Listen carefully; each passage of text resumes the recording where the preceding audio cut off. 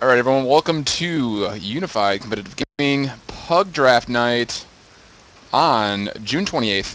4 teams registered up here. We can see the teams listed right here. 4 captains were Bongan, Wanderer, Larry, and Wub. Team makeup will be 1 versus 4, 2v3. There is a double elimination, so there will be a loser's bracket of the 2. They'll play each other for the second spot, going through and so on and so forth. With one of UCG's main people of the hour, Mr. Speedy, CL3. What's going on, my friend? How's it going, Silt?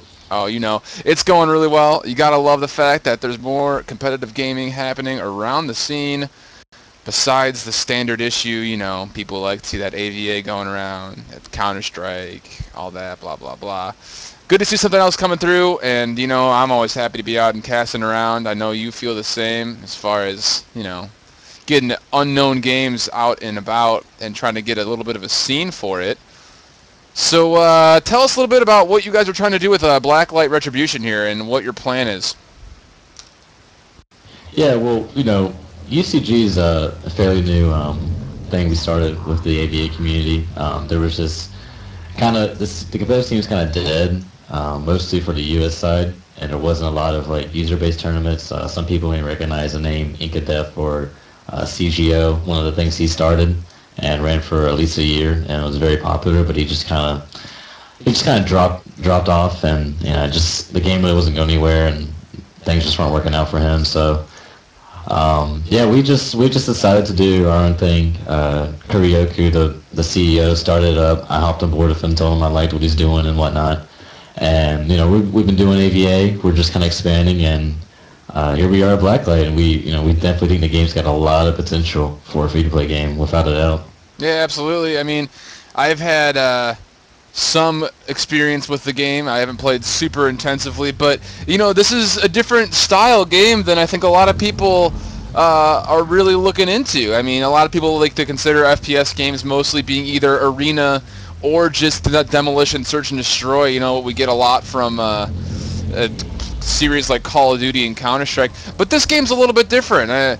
We have this situation now where you're dealing with a game that is much more, it's a bigger area map. It's not quite the Battlefield series big, but it's a different style as far as how big the map is and how much versatility you have, and you know, the way the game kind of works with the gun system. So I mean, I know the game is still relatively young, but this is going to be what, a domination, we decided, as for this PUG draft is going to be domination setting. Yeah, that's correct. Okay, and take us through like the different play modes you see, you know, possibly being competitive with Retribution. Go ahead and explain what domination is for all of our fans out there. Yeah, dominations basically is kind of like if you're familiar with the COD series. You know, you have 3 points on the map, and basically you run around and hold the points, and at the end of the time, whoever's got the most points wins the map.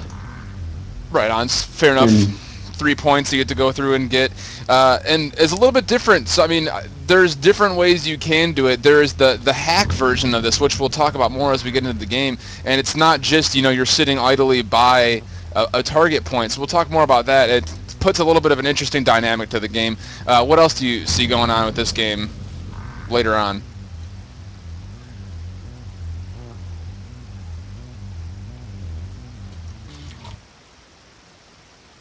Benny there. Oh, he got dragged out of his channel right there.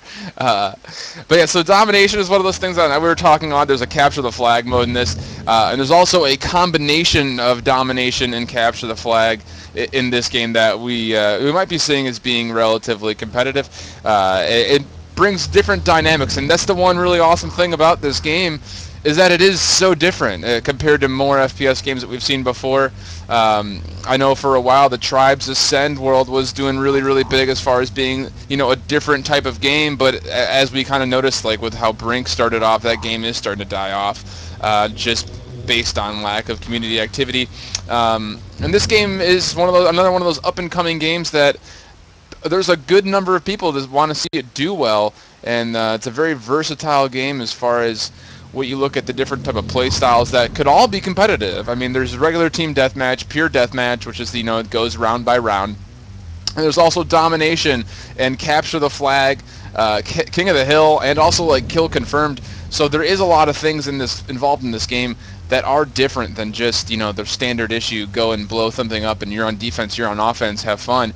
It is more of a respawn game, but it's not an arena style game like Quake Live is, or kind of, I mean, I don't want to say an arena style game like Tribes, but it can be kind of fast paced, but it's not quite that same level of, you know, the one shot kill guns going through the railgun type status. So I know that the people over at UCG are really excited to make this game more of one of their focused scenes as far as what they would like to offer up to gaming communities. And I know the people at Incline TV, including myself and my co-founder, are more than interested to keep casting for them and to try to keep this game going. And we'll see exactly how things roll up. But as we are waiting here for the first match to get set up and ready to go, we will bring it back to an idle screen. We'll be back with you guys here very, very